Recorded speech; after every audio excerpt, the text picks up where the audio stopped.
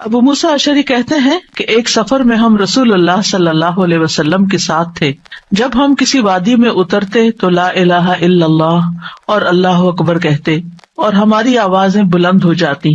تو نبی صلی اللہ علیہ وسلم نے فرمایا، اے لوگو اپنی جانوں پر رحم کرو، کیونکہ تم کسی بہرے یا غائب کو نہیں پکار رہے، وہ تو تمہارے ساتھ ہی ہے، بے شک وہ سننے والا اور تم سے بہت قریب ہے.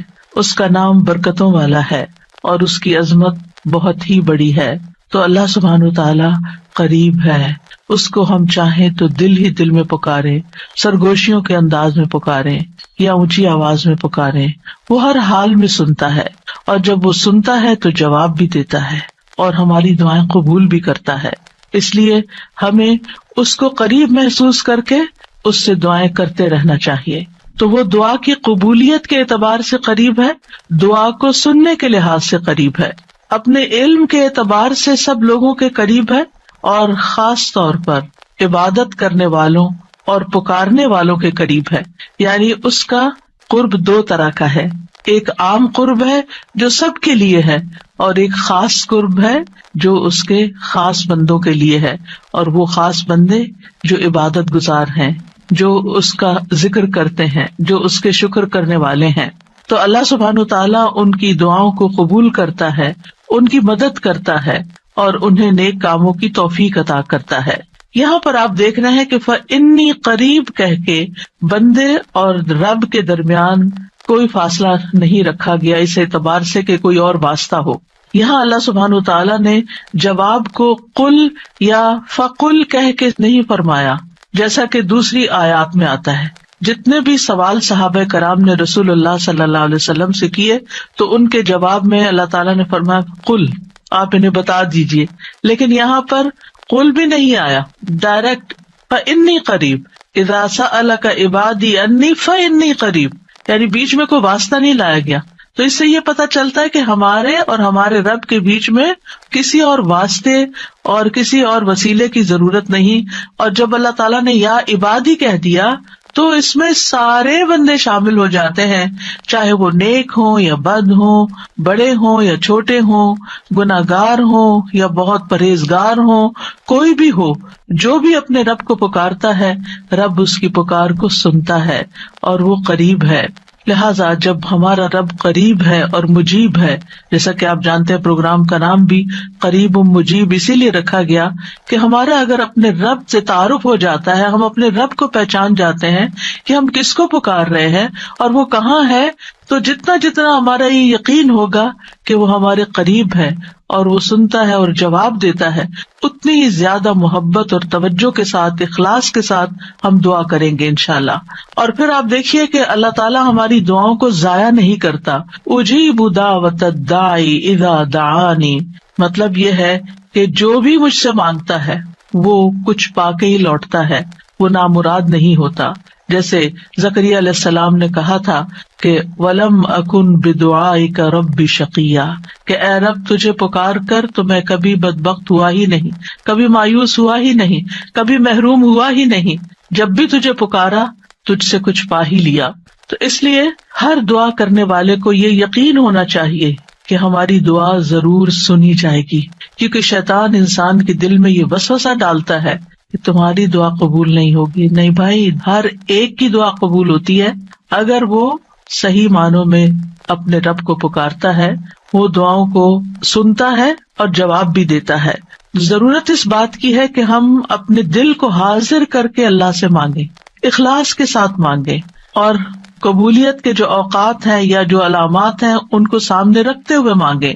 اور پھر ساتھ یہ بھی کہا گیا فَلْيَسْتَجِيبُوا لِي وَلْيُؤْمِنُوا بِي لَعَلَّهُمْ يَرْشُدُونَ، کہ انہیں چاہیے کہ وہ بھی میری بات مانیں. یعنی اگر یہ چاہتے ہیں کہ میں ان کی دعائیں قبول کروں تو پھر انہیں بھی چاہیے جب میں انہیں پکارتا ہوں، ایک تو یہ ہے نا کہ ہم اللہ تعالیٰ کو پکارتے ہیں، اور ایک اللہ تعالیٰ بھی ہمیں پکارتے ہیں. یعنی اللہ سبحانہ تعالیٰ کب پکارتے؟ ہر اذان میں پکار آتی ہے، حی علی الصلاح حی علی الفلاح. تو پھر ہم کیا کرتے ہیں؟ کیا واقعی ہم صلاح کی طرف جاتے ہیں یا نہیں؟ اسی طرح قرآن مجید میں بہت دفعہ یا ایھا الذین آمنوا کہہ کے ہمیں پکارا گیا ہے. اے لوگو جو ایمان لائے ہو، یا ایھا الناس کہہ کے تمام انسانوں کو پکارا گیا ہے، تو کیا ہم انسان بھی اپنے رب کی پکار کو سنتے ہیں؟ کیا ہم بھی جواب دیتے ہیں؟ کیا ہم بھی اس کی طرف بڑھتے ہیں؟ اور پھر یہ کہ وَلْيُؤْمِنُوا بِی، چاہیے کہ وہ مجھ پر ایمان لائیں، چاہیے کہ وہ میری بات مانیں، لعلہم یرشدون، شاید کہ وہ سیدھی راہ پا جائیں۔ رسول اللہ صلی اللہ علیہ وسلم نے فرمایا، تم میں سے ہر ایک کی دعا قبول کی جاتی ہے جب تک کہ کوئی گناہ یا قطع رحمی کی دعا نہ کرے، بشرطے کہ جلدی بھی نہ کرے۔ پوچھا گیا یا رسول اللہ وہ جلدی کیا ہے؟ فرمایا یہ کہ کوئی یوں کہے کہ میں نے دعا کی اور میں نے دعا کی، یعنی دوبارہ کہ میں نے تو کئی بار دعا کی، بہت دعا کی، میری تو دعا قبول نہیں ہوتی، اور اس طرح وہ تھک ہار کر دعا کرنا چھوڑ دے۔ ایسا نہ کرے بلکہ دعا کرتا رہے، کیونکہ اس کی قبولیت کے مختلف طریقے ہیں۔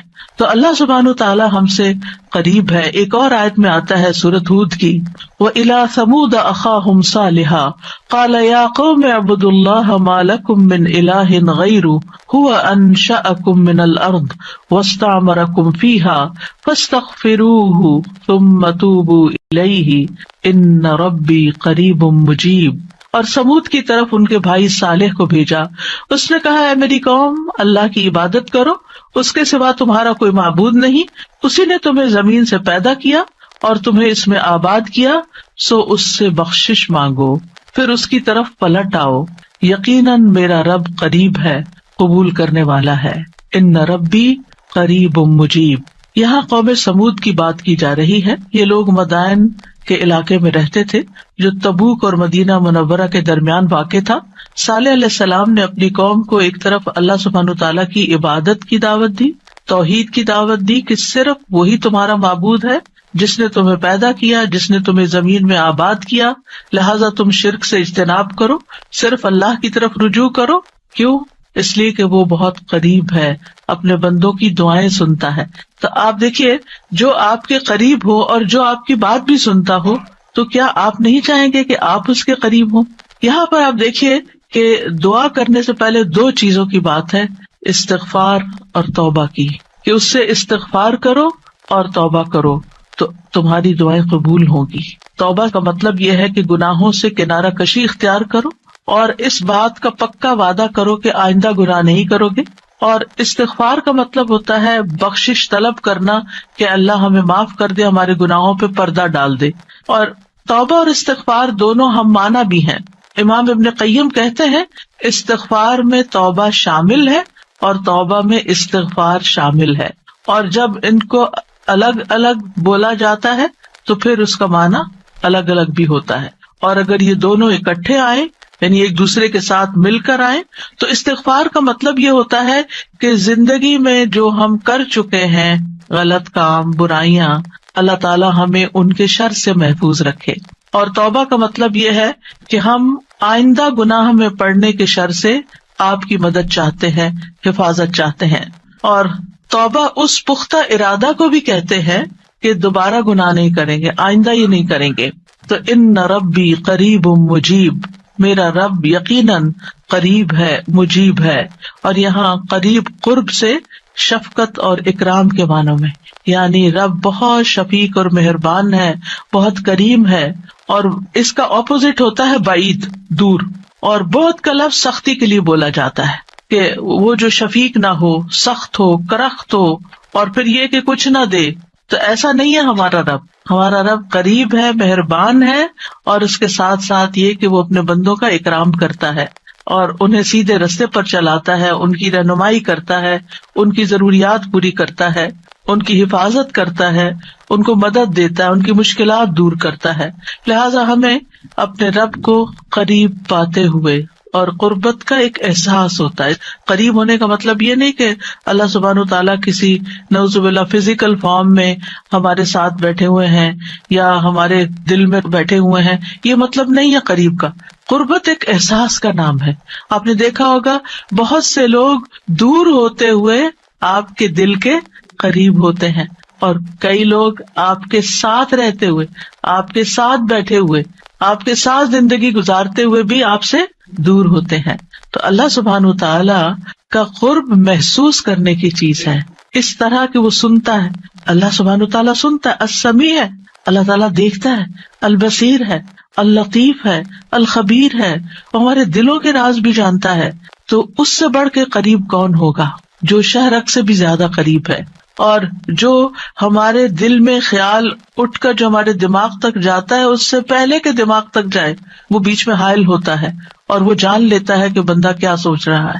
نہ صرف یہ کہ وہ یہ جانتا ہے کہ اس وقت کیا کر رہے ہیں ہم، وہ یہ بھی جانتا ہے ہم پاسٹ میں کیا کر چکے ہیں، اور وہ یہ بھی جانتا ہے کہ ہم فیوچر میں کیا کچھ کرنے والے ہیں. کوئی اور ہے ایسا جو اتنا زیادہ ہمیں جانتا ہو؟ کیا وہ ہماری ضروریات کو نہیں جانتا ہوگا؟ کیا وہ ہمارے دکھ کو نہیں جانتا؟ کیا وہ ہماری پریشانیوں کو نہیں جانتا؟ کیا وہ ہماری زندگی کے مقاصد کو نہیں جانتا؟ کیا وہ ہماری کوششوں کو نہیں جانتا؟ کیا وہ ہماری عبادتوں کو نہیں جانتا؟ وہ خوب جانتا ہے، وہ سب کچھ جانتا ہے. تو جو جانتا ہے اس سے مانگے بنسبت اس کے کہ جو جانتا بھی نہیں ہے اور ہم اس سے توقعات لگا کے بیٹھے رہے کہ یہ ہمارے لیے کچھ کریں گے. عام طور پر ہم جب کسی مشکل کا شکار ہوتے ہیں تو پھر بندوں کی طرف دیکھتے ہیں، نہیں، جو اپنے رب کو قریب پاتے ہیں وہ اپنے رب ہی کی طرف دیکھتے ہیں اور رب ہی کی طرف پلٹ پلٹ کر جاتے ہیں. اور تابا یتوبو کا مطلب پلٹ پلٹ کر جانا بھی ہے کہ واپس پلٹتے ہیں کہ اللہ تعالیٰ اگر ہماری کسی بات سے آپ ناراض ہو گئے یا ہم سے خفا ہیں تو ہم تیری ہی طرف پلٹتے ہیں.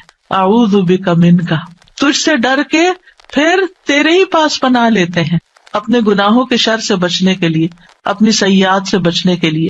تو اس لیے تھرو آؤٹ جو ہمارا انشاءاللہ پروگرام ہوگا اس میں آپ یہ 2 لفظ بس پکے کر لیں، وہ قریب ہے، وہ مجیب ہے، وہ بہت قریب ہے اور وہ جواب بھی دیتا ہے، وہ دعائیں قبول بھی کرتا ہے.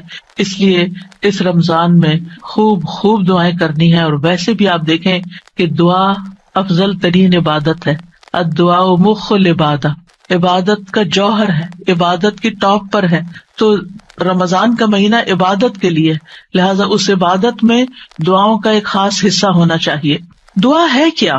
دعا کا لفظ عربی زبان میں دال عین واو سے مل کر بنا ہے. دعا یدعو دعاء و دعوتن، یہ 2 مصدر ہیں اس سے. اور دعا کا لفظی معنی ہوتا ہے کسی کو آواز اور کلام کے ساتھ مائل کرنا، پکارنا، یعنی آواز بھی دینا، اس سے بات بھی کرنا اور اس کو اپنی طرف متوجہ کرنا. ایک ہوتا کسی سے بات کرنا لیکن اسے مقصد یہ نہیں ہوتا کہ میری طرف متوجہ ہو.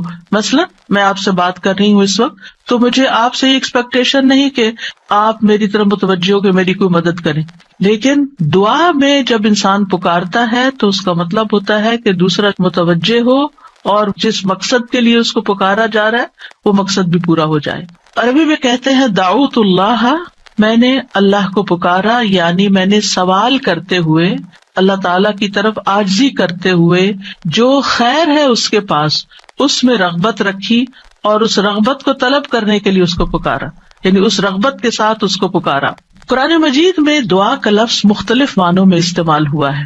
نمبر 1 دعا بمعنی ندا، آواز دینے کے معنوں میں. دعا کا مطلب کیا؟ آواز دینا. جیسے سورۃ آل عمران میں آتا ہے فَقُلْ تَعَالَوْا نَدْعُ أَبْنَاءَنَا وَأَبْنَاءَكُمْ وَنِسَاءَنَا وَنِسَاءَكُمْ وَأَنفُسَنَا وَأَنفُسَكُمْ. تو آپ کہہ دیجئے کہ آؤ ہم اپنے اور تمہارے بیٹوں کو اور اپنی اور تمہاری عورتوں کو بلا لیں، پکار لیں، یعنی تم بھی ان کو بلا لو، ہم بھی بلا لیتے. تو بلانے کے معنوں میں استعمال ہوتا ہے. تو عربی زبان میں دعا اور ندا یہ 2 لفظ مترادف بھی ہیں، ایک دوسرے سے ملتے جلتے ہیں، سینونیمز ہیں، ایک جگہ پر اکٹھے بھی استعمال ہوئے ہیں. الا دعاء و نداء، کہ پکار اور آواز کے سوا کچھ نہیں سنتا. پھر اسی طرح دعا بمعنی طلب کرنا، کسی چیز کی ڈیمانڈ کرنا. قرآن مجید میں آتا ہے وَلَا تَزِرُ وَازِرَةٌ وِزْرَ أُخْرَى وَإِن تَدْعُ مُثْقَلَةٌ إِلَىٰ حِمْلِهَا لَا يُحْمَلْ مِنْهُ شَيْءٌ وَلَوْ كَانَ ذَا قُرْبَىٰ. اور کوئی بھی بوجھ اٹھانے والا کسی دوسرے کے گناہوں کا بوجھ نہ اٹھائے گا. یہ کب کی بات ہے؟ قیامت کے دن. اور کوئی بوجھ سے لدا ہوا شخص اپنا بوجھ اٹھانے کے لیے کسی کو بلائے گا، اس کو پکارے گا، وَإِن تَدْعُ، تو وہ اس میں سے کچھ بھی نہیں اٹھا سکے گا، کوئی مدد نہیں کرے گا قیامت کے دن، اگرچہ وہ قریبی رشتے دار ہی کیوں نہ ہو. تو کسی کو مدد کے لیے بلانا، آؤ میرا سامان اٹھاؤ، میرا بوجھ اٹھاؤ، اس کے لیے بھی لفظ دعا جس میں ایک طلب پائی جاتی ہے استعمال ہوتا ہے. اسی طرح دعا کا لفظ بمعنی قول بات کے بھی استعمال ہوتا ہے. قرآن مجید میں آتا ہے فما کان دعواہم اذ جاءہم بأسنا الا ان قالوا انا کنا ظالمین.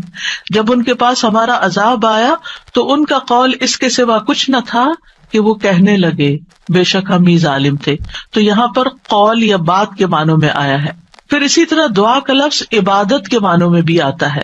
سورۃ کہف میں نوجوانوں کا جو قصہ آتا ہے جس میں وہ اب ایمان کو بچانے کے لیے غار کی طرف جا رہے تھے تو اللہ تعالیٰ نے ان کے بارے میں فرمایا وَرَبَطْنَا عَلَىٰ قُلُوبِهِمْ إِذْ قَامُوا فَقَالُوا رَبُّنَا رَبُّ السَّمَاوَاتِ وَالْأَرْضِ لَن نَّدْعُوَ مِن دُونِهِ إِلَٰهًا لَقَدْ قُلْنَا إِذًا شَطَطًا. اور ہم نے ان کے دلوں کو مضبوط کر دیا جب وہ اٹھ کھڑے ہوئے تو کہنے لگے ہمارا رب تو آسمانوں اور زمین کا رب ہے، ہم ہرگز اس کے سوا کسی الہ کو نہیں پکاریں گے، یعنی اس کی عبادت نہیں کریں گے، اور اگر ہم ایسا کریں تو یقیناً ہم نے ناانصافی کی بات کی. تو دعا بمعنی عبادت. پھر اسی طرح پانچواں معنی قرآن مجید میں دعا بمعنی فریاد کرنا، طلب کرنا، فریاد کرنا. اور اس میں وَإِن كُنتُمْ فِي رَيْبٍ مِّمَّا نَزَّلْنَا عَلَىٰ عَبْدِنَا فَأْتُوا بِسُورَةٍ مِّن مِّثْلِهِ وَادْعُوا شُهَدَاءَكُمْ. اگر تمہیں اس قرآن میں شک ہے جو ہم نے اپنے بندے پر نازل فرمایا تو اسی طرح کی ایک سورت تم بھی بنا لاؤ اور اللہ کے سوا اپنے گواہوں مددگاروں کو بھی بلا لو. فریاد کرو کہ وہ آئے اور تمہاری مدد کرے، یعنی مدد کے لیے پکارنا، یہ معنی ہے. پھر اسی طرح دعا بمعنی کسی چیز کی ترغیب دینا، یعنی کسی چیز کی طرف دعوت دینا. نوح علیہ السلام نے اپنی قوم کو پکارا تھا قال رب انی دعوت قومی لیلا ونہارا. اس نے کہا ہے میرے رب بے شک میں نے اپنی قوم کو رات اور دن پکارا، ان کو دعوت دیتا رہا دین کی طرف، اپنے رب کی طرف. اور اس میں معنی عبادت کا بھی ہے کہ اللہ کی عبادت کرو تو عبادت کی دعوت میں ان کو دیتا رہا. پھر اسی طرح دعا بمعنی منسوب کرنا، نسبت دینا. ادعوہم لآبائہم، ان بچوں کو ان کے حقیقی باپوں کی نسبت سے پکارو، یعنی ادعوہم کا مطلب ہے کہ ان کو اپنے باپوں کی طرف ہی منسوب کرو، جن کے وہ بچے ہیں باپ کا نام نہیں بدلو. اور آٹھواں معنی ہے سوال کرنا، دعا بمعنی سوال. جیسے بنی اسرائیل نے موسیٰ علیہ السلام سے کہا قالوا ادع لنا ربک یبین لنا ما ہی، انہوں نے کہا تم اپنے رب سے ہمارے لیے دعا کرو. تو یہ جو دعا ہے یہ بمعنی سوال ہے، یعنی مانگو کہ وہ ہمارے لیے بیان کر دے کہ وہ گائے کس طرح کی ہو. تو قرآن مجید میں یہ دعا کا لفظ مختلف معنوں میں استعمال ہوا ہے، لیکن دعا کا عمومی شرعی معنی کیا ہے؟ اللہ کی بارگاہ میں عاجزی کے ساتھ سوال کرنا اور اللہ کے پاس جو خیر ہے اس میں راغب ہونا، رغبت رکھنا. اللہ کی بارگاہ میں اللہ کے حضور عاجزی کے ساتھ سوال کرنا، چیخ چلا کے نہیں بلکہ بہت ہمبل طریقے سے. اور جو خیر اللہ کے پاس ہے اس میں رغبت رکھنا، اس کا شوق رکھنا. طیبی کہتے ہیں اس سے مراد ہے اللہ کی بارگاہ میں انتہا درجے کی عاجزی، انکساری اور محتاجگی ظاہر کرنا. جیسے موسیٰ علیہ السلام نے دعا کیا کی تھی رب انی لما انزلت الی من خیر فقیر، اپنے فقر، اپنی محتاجی، اپنی ضرورت کا اظہار کیا تھا. انی لما انزلت الی من خیر فقیر. امام ابن قیم کہتے ہیں اس سے مراد ہے ایسی چیز کو طلب کرنا جو دعا کرنے والے کو فائدہ دے، یعنی فائدے کی چیز حاصل کرنے کے لیے سوال کرنا، اور ایسی چیز کو دور کرنے کے لیے طلب رکھنا جو اس کو نقصان دیتی ہو. تو پھر دو طرح سے دعا کرتا ہے انسان، کچھ فائدے کی چیزیں مانگتا ہے اور کچھ نقصان والی چیزوں کو دور کرنے کے لیے اللہ سے درخواست کرتا ہے. ہماری شریعت میں دعا کی دو بڑی اقسام ہیں، ایک ہے دعائے عبادت اور ایک ہے دعائے مسئلہ. دعائے عبادت کیا ہے؟ اس سے مراد ہے کہ انسان اللہ سے ثواب کی امید رکھتے ہوئے، اس کے عذاب سے ڈرتے ہوئے اس کی عبادت کرے، اس میں سوال نہیں ہے. تو عربی میں دعا بمعنی عبادت بھی استعمال ہوتا ہے. آتا نا وقال ربکم ادعونی استجب لکم ان الذین یستکبرون عن عبادتی سیدخلون جہنم داخرین. اس میں دعا کے دونوں معنی آ گئے. اور تمہارے رب نے فرمایا کہ مجھ سے دعا کرو میں تمہاری دعا قبول کروں گا، یہ تو سوال ہو گیا. اور دوسرا بے شک وہ لوگ جو میری عبادت سے تکبر کرتے ہیں عنقریب و ذلیل و خوار ہو کر جہنم میں داخل ہوں گے. تو یہاں عبادت کا معنی بھی آ گیا عبادت کے لفظ کے ساتھ، یعنی دعا ایک طرح سے عبادت ہے. تو دعائے عبادت کیا ہے کہ انسان اللہ سے ثواب کی امید رکھتے ہوئے اس کے عذاب سے ڈرتے ہوئے اللہ کی عبادت کرے، جیسے نماز پڑھے، روزہ رکھے، قرآن کی قرأت کرے، تسبیح کرے، صدقہ کرے، اللہ کی طرف لوگوں کو دعوت دے، تعلیم کا کام کرے. تو انسان ان میں سے جو بھی عبادت کا کام کرے گا وہ دراصل اللہ کی طرف راغب ہوگا، کیونکہ دعا میں رغبت پائی جاتی ہے. اور جو شخص مثلا نماز پڑھتا ہے تو گویا وہ زبان حال سے دعا کر رہا ہوتا ہے، اللہ سے بخشش مانگ رہا ہوتا ہے کہ اللہ تعالیٰ ہمارے اوپر رحم کیجیے، ہم نے جو گناہ کیے ہیں آپ ان کو معاف کر دیجیے. کیونکہ نماز بذات خود کیا کرتی ہے؟ بلاؤں کو ٹالتی ہے، گناہوں کو معاف کرنے کا ذریعہ ہے. ٹھیک ہے. اچھا، صدقہ کیا کرتا ہے؟ گناہوں کی آگ بجھاتا ہے.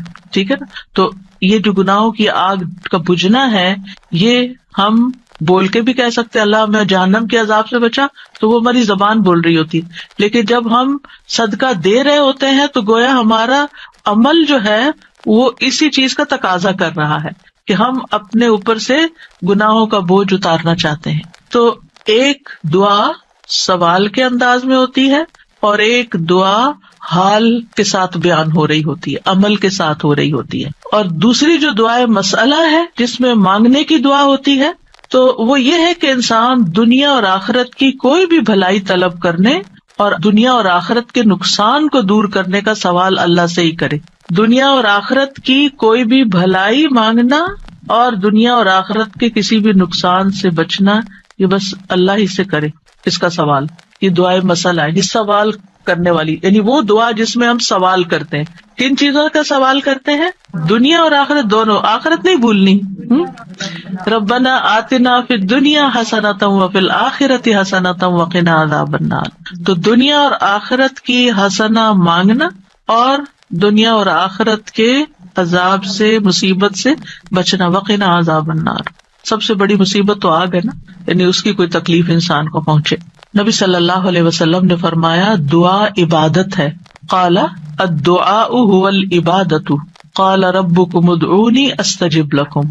تمہارے رب کا فرمان ہے میں پکارنے والے کی دعا قبول کرتا ہوں جب وہ مجھے پکارتا ہے. تو دعا جو ہے یہ عبادت کی اقسام میں سے سب سے عظیم قسم ہے. امام خطابی اپنی کتاب شأن الدعاء میں کہتے ہیں، اس حدیث کی وضاحت کرتے ہوئے الدعاء هو العبادہ، وہ کہتے ہیں کہ دعا عبادت کا ایک بڑا حصہ ہے یا سب سے افضل عبادت ہے. جیسے کہ لوگ کہتے ہیں لوگ بنو تمیم ہیں اور مال اونٹ ہیں، یعنی لوگوں کو دیکھنا تو بنو تمیم کو دیکھو، مطلب سب لوگوں سے افضل ہیں. نبی صلی اللہ علیہ وسلم اسی سے تھے نا، اور ان کی تعداد بھی زیادہ تھی. اور اسی طرح عربوں کے ہاں مال کی سب سے بڑی قسم اونٹ ہوا کرتے تھے. وہ کہتے ہیں مال تو اصل میں اونٹ ہے اور لوگ تو بنو تمیم ہی ہیں. تو اسی طرح کہا گیا دعا تو عبادت ہی ہے. الدعاء هو العبادہ، دعا ہی عبادت ہے. الحج عرفہ، تو اس کا یہ مطلب ہے کہ صرف عرفہ میں جاؤ، یہ نہیں. مطلب یہ ہے کہ جتنے بھی ارکان آپ حج کے ادا کرتے ہیں ان میں سے عرفہ کے دن کا قیام اگر کسی نے پا لیا تو اس کا حج ہو گیا، اور وہ سب سے بڑا دن ہے جس میں بخشش ہوتی ہے. تو یہ عربوں کے کہنے کا ایک انداز بھی ہے نا. اور مراد اس سے کیا ہے کہ دعا سب سے افضل عبادت ہے اور ساری اطاعتوں اور ساری بندگیوں کا مغز ہے کہ انسان اپنی ہر پریشانی اور ہر ضرورت میں اللہ کی طرف متوجہ ہو جائے. یہ ہے اصل مقصد. اگر کسی مشکل میں پڑ گیا ہے تو اس مشکل کے دور ہونے کے لیے بس اللہ ہی کی طرف رجوع کرے اور اسی کا انتظار کرے کہ وہی کاٹے گا. لوگوں سے توقعات ہٹا لے. اس کا یہ مطلب نہیں کہ ہم لوگوں سے ہیلپ لے نہیں سکتے. آپ لوگوں سے ہیلپ لے سکتے ہیں، آپ ان کو بتا سکتے ہیں کہ آپ کس مشکل میں اور اس کا حل کیا ہے، لیکن ان سے توقع نہ رکھے کہ یہ میری مشکل حل کر دیں گے. مثلاً آپ کو کوئی پرابلم ہوئی ہے، آپ کسی سے مشورہ کرنا چاہتے ہیں، آپ کسی سے کاؤنسلنگ لینا چاہتے ہیں، آپ ضرور لیں، لیکن یہ توقع نہ رکھیں کہ یہ آپ کا مسئلہ حل کر دے گا یا بس یہی آپ کے لیے سب کچھ ہو گیا. اس کو اللہ سبحانہ وتعالیٰ سے آگے نہ رکھیں. کہتے ہیں نا ہمت مردہ مدد خدا. ہمت آپ نے کرنی ہے. کوشش آپ نے کرنی، مدد اللہ نے کرنی ہے. دعا کی بھی ہمت ہوتی ہے اور دعا کے لیے بھی ایک ایفرٹ لگانی پڑتی ہے اور اس کے لیے یکسو ہونا پڑتا ہے. خصوصاً آپ دیکھیں کہ جب کسی بڑی پریشانی کے نتیجے میں انسان کے ہوش اڑ جاتے ہیں، اوسان خطا ہو جاتے ہیں، اس کو کچھ سمجھ نہیں آتی، تو ایسی صورت میں انسان اپنے خیالات کو مجتمع کر کے، فوکس کر کے، پوری توجہ کے ساتھ اللہ کی طرف جب متوجہ ہوتا ہے تو یہ ہے اصل میں دعا کی روح. اور نہ صرف یہ کہ بڑی مشکلات میں بلکہ چھوٹی چھوٹی ضروریات میں بھی اللہ کی طرف رغبت کرنی چاہیے. دعا کی ضرورت کیوں ہے ہماری زندگی میں؟ کیونکہ ہم اللہ کے محتاج ہیں، بادشاہ وہی ہے، ہم فقیر ہیں. یا ایھا الناس انتم الفقراء الی اللہ، اے لوگو تم سب اللہ کے محتاج ہو. کوئی بھی انڈیپینڈنٹ نہیں، کوئی بھی یہ نہیں کہہ سکتا کہ میں اپنے سب کام خود ہی کر سکتا ہوں. واللہ هو الغنی الحمید، اور اللہ سب سے بے پرواہ ہے اور تعریف کے لائق ہے. بندوں میں سے کوئی بھی بے پرواہ نہیں ہو سکتا، ہم سب محتاج ہیں. دوسری بات، اللہ سارے خزانوں کا مالک ہے. وَإِن مِّن شَيْءٍ إِلَّا عِندَنَا خَزَائِنُهُ، کوئی چیز ایسی نہیں، وَإِن مِّن شَيْءٍ إِلَّا عِندَنَا خَزَائِنُهُ، کہ جس کے خزانے ہمارے پاس نہ ہوں. آپ کوئی چیز آرڈر کرنا چاہتے ہیں تو پتہ چلتا ہے وہ تو ہے ہی نہیں، ختم ہو گئی، اسٹاک ختم، آؤٹ آف اسٹاک. بڑی سے بڑی کمپنی، بڑے سے بڑے ریسورسز رکھنے والے انسانوں سے جب آپ مانگتے ہیں تو آپ دیکھیں کیا ہوتا ہے کہ انسان بعض اوقات وہ اوپر جا کے اتنی نیچے گرتے ہیں کہ پائی پائی کے محتاج ہو جاتے ہیں. ایسی مثالیں آپ نے بھی دیکھی ہوں گی، سنی بھی ہوگی کہ کہاں ان کے پاس بہت کچھ تھا اور کہاں وہ زیرو پہ آ گئے. اللہ تعالیٰ ایسا نہیں ہے، ہمیشہ سے ہے اس کے پاس اور ہمیشہ رہے گا. ساری مخلوق اگر کسی میدان میں جمع ہو کر سب کچھ مانگے تو بھی اللہ تعالیٰ کے خزانوں میں اتنی کمی نہیں آتی جتنی ایک سوئی کو سمندر میں ڈبو کے نکالا جائے تو پانی جو سوئی کے ساتھ لگتا ہے اتنی بھی کمی نہیں ہوتی. وہ جتنا چاہے خرچ کرتا رہے، جتنا چاہے وہ بندوں کو دیتا رہے، پھر بھی اس کے ہاتھ بھرے رہتے ہیں، ان میں کوئی کمی نہیں ہوتی. ایک اور آیت میں آتا ہے سورۃ المنافقون میں، وَلِلَّهِ خَزَائِنُ السَّمَاوَاتِ وَالْأَرْضِ، آسمانوں اور زمین کے خزانے اللہ کے پاس ہیں. پھر کیا کرنا چاہیے؟ اس کے پاس جانا چاہیے جس کے پاس کوئی خزانہ نہیں ہے، اس کے پاس جو سارے خزانوں کا مالک. مشکل یہ ہے کہ ہمارے مانگنے میں کمی ہوتی ہے، دیر ہوتی ہے. وہ سب کچھ دے سکتا ہے، سب کچھ ہے اس کے پاس، یو نیم اٹ. آپ گھر جا کے بیٹھیں، غور کریں، نماز کے بعد کسی اور خاموشی تنہائی کے وقت، مجھے کیا چاہیے، مجھے کیا مسئلہ ہے، مجھے کیا پرابلم ہے، میری کیا پریشانی ہے، کیا اللہ کے پاس اس کا حل ہے؟ یقیناً ہے، وہ کر سکتا ہے، بالکل کر سکتا ہے. پھر مجھے کیا کرنا چاہیے؟ اسی سے مانگنا چاہیے، اس سے گڑ گڑا کے مانگنا چاہیے، اس سے اپنی محتاجی اور اپنی بیچارگی کا اظہار کر کے مانگنا چاہیے. امن یجیب المضطر اذا دعاہ ویکشف السوء، اللہ تعالیٰ آپ سے پوچھتے ہیں کون ہے جو بے قرار کی، مضطر، بے قرار، بے چین انسان کی بات سنتا، اس کو جواب دیتا. امن یجیب المضطر اذا دعاہ، جب بھی وہ اس کو پکارتا ہے، ویکشف السوء، اور وہ تکلیف کو دور بھی کرتا ہے. ایسا نہیں کہ وہ صرف سن رہا ہے، اس نے وہ تکلیف دور بھی کر دینی ہے. اور آپ کہیں گے بس اتنی سی بات تھی، میں اس کو اتنا پہاڑ بنائے ہوئی تھی، اپنی زندگی کا بہت بڑا مسئلہ بنائے ہوئے تھی، اور اللہ تعالیٰ کے لیے بس اتنی سی بات تھی. میرے مانگنے میں کمی تھی، اس کے پاس نہیں کمی. ہماری دعا میں کمی ہے، ہمارے اخلاص میں کمی ہے، اس کے دینے میں کمی نہیں ہے.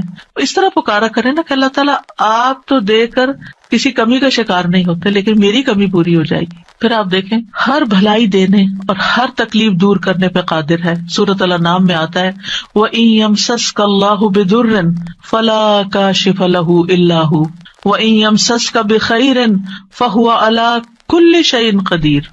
اگر اللہ تجھے کوئی تکلیف پہنچائے تو اس کے سوا کوئی دور کرنے والا نہیں، اور اگر وہ تجھے کوئی بھلائی پہنچائے تو وہ ہر چیز پر پوری طرح قادر ہے. وہ سب کچھ کر سکتا ہے، وہ قادر ہے. نہ آپ کی کوئی خیر اور بھلائی کو لے جا سکتا ہے، کیونکہ عام طور پہ ہم وہم کا شکار رہتے ہیں کہ اگر میری اس نعمت کا کسی کو پتہ چل گیا تو پھر کیا ہوگا، شاید وہ نظر ہی لگ جائے اور نعمت چھین ہی جائے. ہر وقت اس وہم کا شکار رہنا دراصل اپنے آپ کو ٹارچر کرنا ہے. نہیں، وَإِن يَمْسَسْكَ بِخَيْرٍ، اگر اللہ نے آپ کو کوئی خیر دی ہے، فَهُوَ عَلَى كُلِّ شَيْءٍ قَدِيرٌ، وہ ہر چیز پہ قادر ہے، وہ آئندہ بھی دیے رکھے گا. اس نے اس لیے تھوڑی دی ہے کہ بس ایک بندہ کوئی دیکھے اس چیز کو اور بس وہ واپس لے لے، وہ ایسا نہیں کرتا. ایک روایت میں آتا ہے کہ ایک شخص نے رسول اللہ صلی اللہ علیہ وسلم سے پوچھا، اے اللہ کے رسول، آپ کن چیزوں کی دعوت دیتے ہیں؟ یعنی آپ کی دعوت کیا ہے، آپ کیا بتاتے ہیں لوگوں کو، آپ کیا سکھاتے ہیں؟ آپ نے فرمایا میں اس اللہ کی طرف دعوت دیتا ہوں جو اکیلا ہے، وہ اللہ کہ جب تم پر کوئی مصیبت آتی ہے اور تم اسے پکارتے ہو تو وہ تم سے تمہاری مصیبت دور کر دیتا ہے. یہ ہے اللہ کا تعارف. جب آپ کے بچے آپ سے پوچھیں اللہ کون ہے تو آپ کیا بتاتے ہیں؟ یہ بڑے بڑے لفظ بولتے ہیں نا. یہ دیکھیں یہاں پر کیا بولا گیا، اتنے سمپل. آپ بچے کو کہہ سکتے ہیں اللہ وہ ہے جو تمہیں کھانا دیتا ہے، اللہ وہ ہے جو تمہیں فلاں چیز دیتا ہے، تمہیں ماما بابا دیے ہیں. جو جو بچے کی ضرورت ہوتی ہے ایج کے حساب سے آپ اس اعتبار سے بچے کو اللہ کا تعارف کرا سکتے ہیں، وہ ان چیزوں کے ساتھ جو نظر آتی ہیں اور جو اس کی پسند کی ہیں کہ وہ ہے اللہ. پھر آپ نے فرمایا کون ہے اللہ کہ جب تم کسی بیابان اور جنگل میں راستہ بھول جاؤ اور تم اس سے دعا کرو تو وہ تمہیں واپس پہنچا دیتا ہے. اور صرف جنگل بیابان نہیں، اب تو خیر GPS وغیرہ کی سہولت موجود ہے، اس کے باوجود بھول جاتے ہیں نا، اس کے باوجود غلط ٹرن لے لیتے ہیں، کبھی پہلے اور کبھی بعد میں. GPS فریز ہو جاتے ہیں، نیٹ چلا جاتا ہے، روڈ میپ ختم ہو جاتا ہے، کئی مسائل ہیں. تو کبھی بھی راستہ بھولیں تو ہم پہلی بات یہ سوچیں کہ اللہ سے دعا کرتے ہیں اللہ راستہ دکھا دے. راستہ بھولنے پر مجھے کبھی ٹینشن نہیں، میں ہمیشہ سوچتی ہوں اللہ پہنچا دے گا، ہو جائے گا، کوئی مسئلہ نہیں. اللہ کے تو علم ہے نا. میں تو کہتی ہوں کہ آپ کو پتا ہے نا کہاں ہے، بس وہاں لے جائیں. ہمیں نہیں پتا، آپ کو تو پتا ہے نا. تو جب آپ اللہ سے مانگتے ہیں کبھی لاڈ پیار سے، کبھی اس کی کسی صفت کا واسطہ دے کر، کبھی اپنی عاجزی محتاجی ظاہر کر کے، تو وہ ضرور سنتا ہے. پھر فرمایا وہ ذات کہ جب تم قحط سالی میں مبتلا ہوتے ہو اور تم اس سے دعا کرتے ہو تو وہ تم پر پیداوار ظاہر کر دیتا ہے، یعنی تمہاری پیداوار اگا دیتا ہے زمین سے. یہ ہے اللہ، یہ اللہ کا تعارف. پھر آپ دیکھیے کہ ہم کیوں اللہ سے مانگے، کیونکہ زمین و آسمان کی ساری مخلوق اللہ ہی سے مانگتی ہے، تو ہم کیوں نہ مانگے. آپ غور کیجیے ذرا اس بات پر، یسألہ من فی السماوات والارض کل یوم ھو فی شأن. اسی سے مانگتا ہے جو کوئی آسمانوں اور زمین میں ہے، ہر دن وہ ایک نئی شان میں ہے. اسی سے مانگ رہا ہے ہر کوئی جو آسمانوں اور زمین میں ہے. ہر کوئی کون کون ہے آسمانوں اور زمین میں؟ آسمانوں میں فرشتے ہیں جن کو ہم جانتے ہیں، زمین پر انسان اور جنات ہیں، اس کے علاوہ جو اور مخلوقات ہیں، وہ ساری مخلوق اللہ سے مانگ رہی ہے. اگر ساری مخلوق اللہ سے مانگتے اور ہم کسی اور سے مانگنا شروع کر دیں، غیر اللہ سے مانگے، تو کتنی حماقت والی بات ہے نا. اللہ نے عقل اسی لیے دی تھی کہ ہم اللہ ہی کو نہ پہچانے. تو اللہ سبحانہ وتعالیٰ سے سوال کرنے کے اعتبار سے 4 طرح کے لوگ ہیں. امام ابن تیمیہ کہتے ہیں بس تمام آسمانوں اور زمین کے لوگ اللہ سے سوال کرتے ہیں تو ان کے 4 درجات بن جاتے ہیں. پہلی قسم، کچھ وہ لوگ ہوتے ہیں جو نہ ہی اللہ کی عبادت کرتے ہیں نہ ہی اس سے مدد طلب کرتے ہیں، حالانکہ اللہ نے ان کو پیدا کیا، ان کو رزق دیا، ان کو عافیت دی. تو یہ کون ہے؟ نہ اللہ کی عبادت نہ ہی اس سے دعا، کچھ بھی نہیں، کوئی تعلق نہیں. دوسری قسم کے وہ لوگ ہوتے ہیں جو اللہ سے مدد طلب کرتے ہیں تو وہ ان کی مدد کر دیتا ہے، لیکن وہ اللہ کی عبادت نہیں کرتے، عبادت نہیں کرتے. ہاں جب کوئی مسئلہ پیش آتا ہے تو پھر کیا کرتے ہیں؟ پھر دعا کر لیتے ہیں. ایسے لوگ آپ نے دیکھے ہوں گے، نماز نہیں، روزہ نہیں، صدقہ خیرات کچھ نہیں، ہاں کوئی مشکل پیش آئے تو پھر اللہ سے دعا کرتے ہیں. تیسری قسم کے کچھ وہ لوگ ہوتے ہیں جو اللہ کی عبادت اور اطاعت طلب کرتے ہیں لیکن نہ ہی اس سے مدد مانگتے ہیں نہ اس پہ توکل کرتے ہیں. نماز روزہ کر لیں گے، دعا نہیں کرتے، کہتے ہیں اللہ کو پتہ ہی ہے نا کیا چاہیے، اب مانگنا کس لیے. نہیں، اللہ تعالیٰ خود فرماتے وقال ربکم ادعونی، تمہارا رب کہتا ہے مجھ سے دعا کرو، تو کیوں نہ دعا کریں، ہمیں دعا کرنی ہے. چوتھی قسم کے وہ لوگ ہوتے ہیں جو اللہ کی عبادت بھی کرتے ہیں اور اس سے دعا بھی کرتے ہیں، اس سے مدد بھی طلب کرتے ہیں. تو اللہ تعالیٰ اپنی عبادت اور اطاعت پر ان کی مدد کرتا ہے. جیسے ہم کہتے ہیں رب اعنی علی ذکرک و شکرک و حسن عبادتک، تو اللہ تعالیٰ مدد بھی فرماتا ہے. اب ہم اپنے آپ کو دیکھیں کہ ہم کون سی کیٹیگری میں فال کرتے ہیں، ہم کہاں ہیں.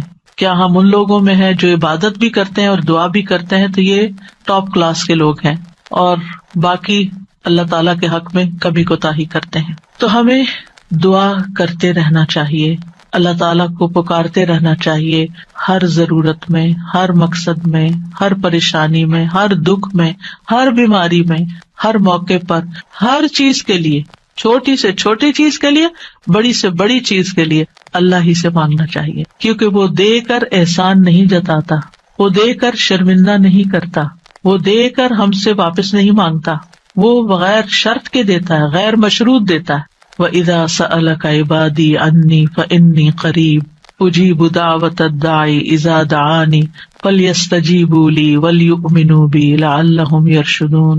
وَإِذَا سَأَلَكَ عِبَادِي عَنِّي فَإِنِّي قَرِيبٌ أُجِيبُ دَعْوَةَ الدَّاعِ إِذَا دَعَانِ فَلْيَسْتَجِيبُوا لِي وَلْيُؤْمِنُوا بِي لَعَلَّهُمْ يَرْشُدُونَ.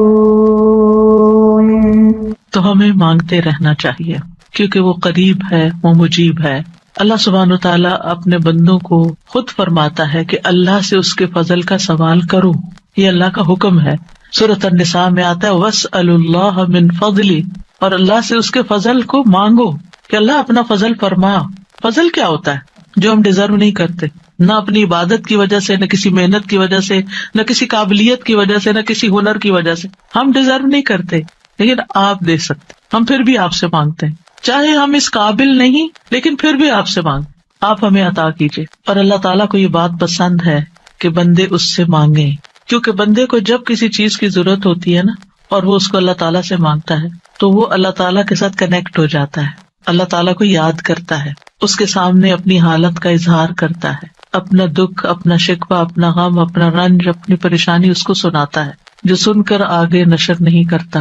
جب ہم بندوں کے سامنے اپنی کسی پریشانی کا ذکر کر دیتے ہیں تو بعض اوقات کیا کرتے ہیں، وہ آگے بیان کر دیتے ہیں اور یوں آپ کے راز کھل جاتے ہیں، آپ کا مرتبہ اور مقام لوگوں کی نگاہ میں گر جاتا ہے. کچھ لوگ آپ سے حسد کرنے لگتے ہیں، کچھ لوگ آپ کی تکلیف پہ خوش ہوتے ہیں.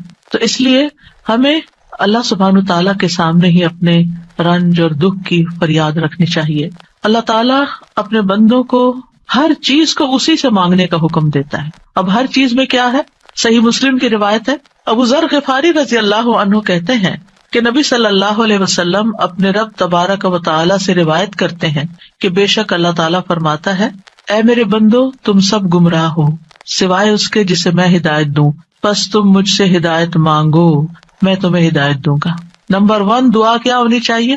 ہدایت کی. دن کی ہر رکعت میں ہم اہدنا الصراط المستقیم مانگتے ہیں. ہر کام میں ہمیں گائیڈنس چاہیے، ہمیں کلیرٹی چاہیے، چاہے دین کا کام ہو چاہے دنیا کا کام. ہر چیز میں ہمیں صحیح راستہ، صحیح اسٹریٹجیز اختیار کرنے کی ضرورت ہوتی ہے، تب وہ کام ہو پاتا ہے. اور اس طرح ساری کنفیوژن بھی دور ہو جاتی، ساری پریشانی بھی دور ہو جاتی کہ میں نے اللہ سے دعا کر لی، اللہ تعالیٰ آپ مجھے صحیح طریقہ بتا دے، مجھے اس کام کو کیسے لے کے چلنا ہے. تو ہر موڑ پر، ہر کام میں ہمیں ہدایت کی ضرورت ہوتی ہے. تو اہدنا الصراط المستقیم. پھر فرمایا، اے میرے بندو تم سب بھوکے ہو سوائے اس کے جسے میں کھلاؤں، تو تم مجھ سے کھانا مانگو میں تمہیں کھانا کھلاؤں گا. سبحان اللہ. سب سے بڑی ضرورت ہدایت کے بعد انسان کی کیا ہے؟ کھانا، جو اس کو دن میں کئی بار کھانا پڑتا ہے. اور انسان سب سے زیادہ پریشان بھی اس کے لیے ہوتا ہے، اور مال کا سب سے بڑا حصہ بھی اسی پہ خرچ ہوتا ہے. یعنی دن میں اگر آپ دیکھیں تو آپ ہر روز اپنا لباس نہیں خریدتے، ہر روز آپ اپنی ٹوائلٹریز نہیں خریدتے، ہر روز اپنی اور چیزیں نہیں خریدتے، برتن نہیں خریدتے، کٹلری، جیولری، یہ سب روز تھوڑی خریدا جاتا ہے. لیکن کھانا تو ڈیلی چاہیے، کھانا تو ڈیلی کنزیوم کرنا ہے، اس سے مانگو. اور خاص طور پر اگر کچھ خاص کھانے کو دل چاہتا ہے وہ بھی اس سے مانگو. نیوٹریشیس چاہیے، ہولسم چاہیے، صحت مند چاہیے، کیونکہ ساری بیماریاں ہی کھانے سے پیدا ہوتی ہیں. یعنی کھانا مانگو، صرف یہ نہیں کہ ہے نہیں، بلکہ اچھا کھانا مانگو تو اللہ تعالیٰ کھلائے گا. اے میرے بندو تم سب برہنہ ہو سوائے اس کے جسے میں لباس پہناؤں، تو تم مجھ سے لباس مانگو میں تمہیں لباس پہناؤں گا. بعض اوقات انسان کو کوئی خاص چیز پہننے کو دل چاہتا ہے، مانگے اللہ سے، اللہ دے گا. اے میرے بندو تم سب دن رات گناہ کرتے ہو اور میں سارے گناہوں کو بخش دیتا ہوں، تم مجھ سے بخشش مانگو میں تمہیں بخش دوں گا. کیوں اپنے اوپر بوجھ لیے پھرتے ہو؟ کتنے گناہ کر لیے، بہت لیٹ کر دیا، پتہ نہیں اب میری معافی ہوگی یا نہیں، اب میں کیا کروں؟ وہ معاف کر دے گا، مانگ کر تو دیکھو. اے میرے بندو اگر تمہارے اولین و آخرین اور جن و انس ایک صاف چٹیل میدان میں کھڑے ہو کر مجھ سے مانگنے لگے اور میں ہر ایک کو جو مجھ سے مانگ رہا ہے وہ سب کچھ دے دوں جو وہ مانگ رہا ہے، تو میرے خزانوں میں کوئی کمی نہیں ہوگی مگر جتنی سمندر میں سوئی ڈال کر نکالنے سے کمی آتی، کچھ کمی نہیں. مانگو، اس کا تو کچھ نہیں بگڑتا، اس کا تو کچھ کم نہیں ہوتا. نبی صلی اللہ علیہ وسلم نے بھی اللہ سے مانگنے کا حکم دیا ہے۔ عبداللہ بن عباس کہتے ہیں ایک دن وہ رسول اللہ صلی اللہ علیہ وسلم کے پیچھے سوار تھے تو رسول اللہ صلی اللہ علیہ وسلم نے ان سے فرمایا، اے لڑکے، میں تجھے چند کلمات سکھا رہا ہوں، احفظ اللہ یحفظک، تم اللہ کے احکام کی حفاظت کرو، اللہ تمہاری حفاظت کرے گا۔ احفظ اللہ تجدہ تجاہک، اللہ کی حفاظت کرو یعنی اللہ تعالیٰ کے احکامات کی، تم اسے اپنے سامنے پاؤ گے، قریب پاؤ گے۔ اذا سألت فاسأل اللہ، جب تمہیں مانگنا ہو اللہ سے مانگو، جب تمہیں مانگنا ہو، کچھ بھی مانگنا ہو۔ وَإِذَا اسْتَعَنْتَ فَاسْتَعِنْ بِاللَّهِ، اور جب مدد چاہیے اللہ سے مدد مانگو، کسی بھی طرح کی مدد، یعنی مدد صرف مالی مدد نہیں ہوتی، یا مدد صرف ان چیزوں کی نہیں ہوتی اوپر جن چیزوں کا ذکر ہوا ہے، مدد تو ہمیں ہر کام میں چاہیے۔ ہم کون سی لائن اختیار کریں، کون سا پیشہ اختیار کریں، کون سی جاب لیں، کون سی نہ لیں، کیا کریں کیا نہ کریں، فلاں جگہ جانا ہے جائیں یا نہ جائیں، ہر معاملے میں۔ اور یہ جو ہمیں استخارہ سکھا دیا گیا تو یہ بھی تو یہی ہے۔ اور اس استخارے میں بھی آپ دیکھیے، اذا سألک عبادی انی فانی قریب اجیب دعوت الداعی اذا دعانی، اس میں بھی آپ دیکھیں بیچ میں واسطہ نہیں رہا نا، تو ہم کسی سے نہیں کہہ سکتے آپ میرا استخارہ کریں، آپ اپنے لیے خود ہی خیر مانگے۔ آپ صلی اللہ علیہ وسلم نے عبداللہ بن عباس سے کہا، جان رکھو اگر ساری دنیا مل کر بھی تمہیں نفع پہنچانا چاہے تو تمہیں نفع نہیں پہنچا سکتی سوائے اس کے جو اللہ نے تمہارے لیے لکھ دیا، اور اگر وہ سارے مل کر تمہیں کوئی نقصان دینا چاہیں نقصان نہیں دے سکتے سوائے اس کے جو اللہ نے تمہارے لیے لکھ دیا۔ کتنا بڑا توکل سکھاتی ہے یہ بات، کتنی فکریں پریشانیاں دل سے اور دماغ سے بالکل آف لوڈ ہو جاتی، کچھ نہیں ہوتا، کوئی کچھ نہیں بگاڑ سکتا۔ ہم ڈرتے رہتے ہیں نا، کبھی فیوچر سے ڈرتے ہیں، کبھی لوگوں سے ڈرتے ہیں، کبھی کسی بیماری سے ڈرتے ہیں، کبھی بھوک فقر و فاقہ سے ڈرتے ہیں، کبھی اپنے اولاد کے بارے میں ڈر رہے ہوتے ہیں، فکر کر رہے ہوتے ہیں ان کا کیا بنے گا، ان کے ایمان کا کیا ہوگا، ان کے کھانے پینے کا کیا ہوگا، ان کے رہنے کا کیا، یہی فکریں تو ہیں ہماری جن میں ہم ڈوبے رہتے ہیں۔ اللہ نے ہمیں صرف ان فکروں کے لیے تھوڑی بھیجا ہے، ہمیں تو اللہ نے اپنی عبادت کے لیے بھیجا تھا، اللہ نے ہمیں بڑے کام کرنے کے لیے بھیجا، ہم نے اپنے آپ کو چھوٹی چھوٹی چیزوں میں الجھا کر بیمار کر لیا اور انہی کے اندر ہی گھومتے رہے اور انہی کی فکر کرتے رہے اور انہی کے بوجھ تلے دبے رہے، جبکہ ہمیں تو کنتم خیر امت اخرجت للناس، تم بہترین امت ہو، تمہیں تو انسانیت کے لیے پیدا کیا گیا تھا، تمہیں تو اوروں کے لیے پیدا کیا گیا تھا کہ تم خود بھی ہدایت پر اور انہیں بھی اللہ کی طرف بلاؤ، اور تم صرف اپنی ہی ذات میں کھو گئے اور صرف اپنے ہی غم لے کر بیٹھ گئے اور صرف اپنی ہی پریشانیوں میں دن رات رہے۔ ان سب چیزوں کو تو اللہ کے حوالے کرنے کی ضرورت ہے، وہ ٹیک کیئر کرے گا۔ ان تنصروا اللہ ینصرکم، اگر تم اللہ کی مدد کرو گے اللہ تمہاری مدد کرے گا، اور وہ ضرور کرے گا۔ تم اوروں کی فکر کرو اللہ تمہاری کرے گا۔ تو اس لیے ہمارے کرنے کا کام کیا، احفظ اللہ یحفظک، حفاظت چاہیے، تم اللہ تعالیٰ کے احکامات کی حفاظت کرو، جو تمہیں کہا جا رہا ہے وہ پابندی سے کرو، باقی کام اللہ کا ہے۔ اور پھر احفظ اللہ تجدہ تجاہک، جب تم اللہ کے بن جاؤ گے نا تو پھر اللہ کو بہت قریب پاؤ گے۔ پھر آپ دیکھیے کہ اللہ کے نزدیک دعا سے زیادہ کوئی چیز معزز نہیں۔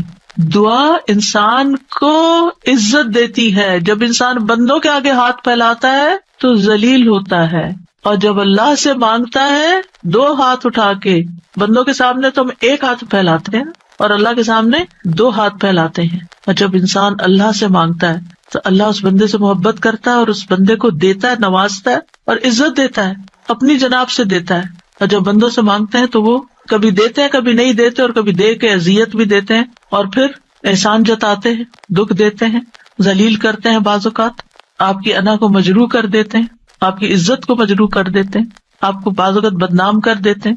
تو اللہ کے نزدیک دعا سے زیادہ کوئی چیز معزز نہیں۔ لیس شیء اکرم علی اللہ من الدعاء، پھر یہ کہ اللہ تعالیٰ دعائیں سنتا ہے۔ وَلَقَدْ نَادَانَا نُوحٌ فَلَنِعْمَ الْمُجِيبُونَ، یقیناً نوح نے ہمیں پکارا تو ہم بہت اچھے قبول کرنے والے ہیں۔ ہم نے ان کی سنی، ہمیں کیوں بتایا جا رہا ہے؟ تاکہ تم بھی پکارو، تمہاری بھی سنی جائے گی۔ ابراہیم علیہ السلام نے کیا کہا تھا، ان ربی لسمیع الدعاء، میرا رب تو یقیناً دعا سننے والا ہے، وہ تو ضرور سنتا ہے۔ اور پھر خاص طور پر جو مضطر ہو، بے چین ہو، بے قرار ہو، لاچار ہو، امن یجیب المضطر اذا دعاہ ویکشف السوء، یہ لاچار کون ہوتا ہے؟ ابن عباس کہتے ہیں اس سے مراد وہ شخص ہے جس کی ایسی ضرورت ہو جو اس کو مشقت میں ڈال دے، یعنی مصیبت میں پڑ جائے انسان، چاہے اندر قلبی روحانی طور پر، چاہے مالی طور پر، چاہے صحت، یعنی کسی بھی اعتبار سے جو چیز اس کو مشکل میں ڈال دے۔ مشقت میں، یہ لاچاری ہوتی ہے. یہ کہتے ہیں ڈپینڈنسی جیسے ہو جاتی ہے دوسروں پر. سدی کہتے ہیں کہ اس سے مراد وہ شخص ہے جس کے پاس کوئی ہیلا چارہ قوت باقی نہ رہے، یعنی دنیا میں اس کا کوئی وسیلہ سبب نہیں رہا، تنہا رہ گیا، وہ سنتا ہے. ذنون کہتے ہیں اس سے مراد وہ شخص ہے جو اپنے تعلقات کو اللہ کے سوا سب سے کاٹ دے، بس اللہ ہی ہے میرا. ابو جعفر کہتے ہیں کہ اس سے مراد مفلس شخص ہے جس کے پاس کچھ نہیں. سہل بن عبداللہ کہتے ہیں اس سے مراد وہ شخص ہے جو اپنے ہاتھ دعا مانگتے ہوئے اللہ کی طرف بلند کرتا ہے، اوپر اٹھاتا ہے، حالانکہ اس کے پاس اطاعت کا کوئی نیکی کا کام نہیں ہوتا جس کو وہ وسیلہ بنا سکے. لاچار. اب ہر جگہ سے مایوسی ہوگی، اب ایک ہی راستہ ہے، اور وہ راستہ شیطان کہتا ہے تم تو اتنے نافرمان ہو، تمہاری نہیں سنی جائے گی. نہیں، وہ پھر بھی سنتا ہے. اَمَّن یُجِیبُ الْمُضْطَرَّ. اصل میں بندے تو ہم اللہ ہی کے ہیں نا، چاہے ہم اللہ کو اپنا بنائیں یا نہ بنائیں، ہیں تو اسی کے، جانا تو اسی کی طرف ہے، دنیا میں بھی اسی کی طرف جانے کی ضرورت پیش آتی ہے. اور پھر آپ دیکھیے کہ اللہ تعالیٰ کا قبولیت کا وعدہ بھی ہے اور وہ بندوں کی حاجات پوری کرتا ہے. اللہ تعالیٰ خود پکارتے ہیں جب رات کا ایک تہائی حصہ بچتا ہے، آسمانی دنیا پہ نزول فرما کے اللہ تعالیٰ فرماتے ہیں کون ہے جو مجھ سے دعا کرے تو میں اس کی دعا قبول کروں، کون ہے جو مجھ سے بخشش طلب کرے تو میں اسے بخش دوں، کون ہے جو مجھ سے رزق مانگے تو میں اس کو رزق عطا کروں، کون ہے جو تکلیف دور کرنے کی درخواست کرے تو میں اس کی تکلیف دور کروں. اور یہ اعلان فجر کے طلوع ہونے تک ہوتا رہتا ہے. تو اللہ تعالیٰ پکار رہے ہیں کہ مانگو مجھ سے. اب دیکھیے اگر کبھی آپ کے پیرنٹس میں سے کوئی یا کوئی بڑا یا اگر آپ سے کہے کہ اچھا مانگو، کیا مانگتے ہو، فرمائش کرو، کیا کرتے ہیں ہمارا حال کیا ہوتا ہے؟ بہت خوش ہو جاتے ہیں، اتنی بڑی آفر آ گئی ہے، کرو فرمائش، کیا چاہیے، جیولری چاہیے، کپڑے چاہیے، جو چاہیے مانگو. تو ہمارا خوشی سے ایسا حال ہوگا کہ ہمیں یہ بھی یاد نہیں رہے گا کہ اب مانگنا کیا ہے آپ نے. اللہ سبحانہ وتعالیٰ روز ہمیں پکارتے ہیں کرو فرمائش، مانگو، کچھ مانگو، اور ہم مانگتے ہی نہیں. جاگ بھی جائے تو ہم مانگتے نہیں. مانگنے کی ضرورت ہے. آپ دیکھیے کہ دنیا کے بادشاہ جب کوئی سوالی آتا ہے، کوئی بیگر آتا ہے، وہ دروازے بند کر دیتے ہیں. جو انسان 2 سے 3 دفعہ آپ سے کچھ مانگ چکا ہو، جب آپ اس کو دیکھتے ہیں تو وہ موڑ کے چل دیتے ہیں، یہ پھر آ گیا ہے، پھر کچھ مانگے گا. کیا اللہ تعالیٰ بھی ایسے کرتا ہے؟ 100 بار آئے آپ اس کے پاس، 100 بار عطا کرے گا. وہ اپنا دروازہ بند نہیں کرتا، وہ اپنی دولت نہیں چھپاتا، وہ تمہارے لیے ہر روز رات کو دروازہ کھولتا ہے. آ جاؤ تو میری طرف، مانگو مجھ سے. امام ابن قیم کہتے ہیں اللہ جس کے ساتھ خیر کا ارادہ کرتا ہے اس کے لیے ذلت کا، عاجزی کا، اللہ کی بارگاہ میں پناہ پکڑنے اور محتاجی ظاہر کرنے کا دروازہ کھول دیتا ہے. یعنی اس کو دعا مانگنا آ جاتا ہے، اور جس کو دعا کی توفیق مل گئی اس کو ہر خیر مل گئی. تو اصل چیز یہ ہے کہ دعا کی توفیق ہو جائے، دعا مانگنا شروع کر دیں. آپ دیکھیں کہ اس نیت سے بھی یہ پروگرام رکھا گیا تھا کہ ہم روز دعا کے بارے میں کچھ سنیں، پھر دعا کے مطلب کو سمجھیں، دعا کرتے رہے تاکہ ہمیں دعا مانگنا آ جائے. یعنی اس کا ہول سول گول ہے اس پروگرام کا، وہ یہ کہ ہمیں دعائیں مانگنا آ جائے، ہم دعاؤں کے شوقین ہو جائیں، دعا مانگنے سے محبت کرنے لگے، دعاؤں کے اوپر یقین کرنے لگے کہ اللہ تعالیٰ سنتا اور ضرور سنے گا، اور ہمارے سارے بوجھ اتر جائیں اور ہم سارے اپنے معاملات اپنے رب کے سپرد کر دیں، اور ہم دنیا میں بھی ایک اچھی زندگی بسر کریں اور آخرت میں بھی. امام ابن تیمیہ کہتے ہیں جب اللہ کسی بندے کے ساتھ خیر کا ارادہ کرتا ہے تو اس کے دل میں دعا مانگنے اور اس سے مدد طلب کرنے کا الہام کر دیتا ہے کہ اللہ سے مانگو، اس کے دل میں ڈال دیتا ہے، اور اللہ اس کے مدد طلب کرنے اور اس کے دعا مانگنے کو اس کے لیے خیر کا ذریعہ بنا دیتے ہیں جس کے لیے اس نے مدد طلب کی ہوتی ہے، یعنی اس کا رستہ نکل آتا ہے. تو دعا مانگنے کے فائدے کیا ہیں؟ دعا ہر حال میں انسان کو فائدہ دیتی ہے. نمبر 1، دعا مانگ رہے ہوتے تو آپ عبادت کر رہے ہوتے ہیں، یہ اجر الگ لکھا جاتا ہے. اللہ تعالیٰ کی پسند کا کام کر رہے ہوتے ہیں، اللہ تعالیٰ سے کنیکٹڈ ہوتے ہیں، اور پھر یا تو دعا فوراً قبول ہو جاتی ہے، جو مانگا وہ اسی وقت مل جاتا ہے، یا پھر یہ کہ کوئی ایسی مصیبت ٹل جاتی ہے جو آنے والی تھی اور آپ کی اس دعا کی وجہ سے وہ مصیبت چلی گئی. رسول اللہ صلی اللہ علیہ وسلم نے فرمایا دعا فائدہ دیتی ہے اس کے بارے میں بھی جو کچھ نازل ہو چکا ہے اور اس کے بارے میں بھی جو نہیں اترا. بس اللہ کے بندو تم پر دعا کرنا لازم ہے، یعنی جو مصیبتیں آ گئی ہیں ان کو بھی دور کرے گی دعا، اور جو ابھی نہیں آئی اتر رہی ہیں ان کو بھی دور کر دے گی، آنے والی مشکلات کو بھی ہٹا دے گی. پھر یہ کہ اللہ تعالیٰ اپنے مانگنے والوں کو خالی ہاتھ نہیں لوٹاتا. حدیث میں آتا ہے بے شک اللہ عز و جل کو اس بات سے حیا آتی ہے کہ اس کا کوئی بندہ اس کے سامنے ہاتھ پھیلا کر کسی خیر کا سوال کرے اور وہ انہیں خالی لوٹا دے، کہ کچھ بھی نہ ڈالے اس میں. ایسا نہیں ہوتا.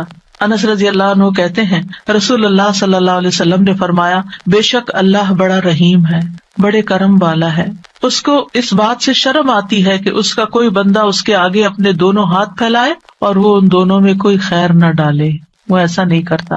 جو مسلمان بھی اپنی حاجت اللہ کے آگے رکھ دیتا ہے اللہ تعالیٰ اسے ضرور نوازتا ہے، ضرور دیتا ہے۔ رسول اللہ صلی اللہ علیہ وسلم نے فرمایا جو مسلمان اپنا چہرہ اللہ کے سامنے گاڑ کر یعنی پورے فوکسڈ طریقے سے توجہ کے ساتھ کسی چیز کا سوال کرتا ہے وہ اس کو وہ چیز ضرور عطا کرتا ہے، خواہ جلدی عطا کرے یا ذخیرہ کر کے رکھ لے اس کے لیے اگلی دنیا میں عطا کرے۔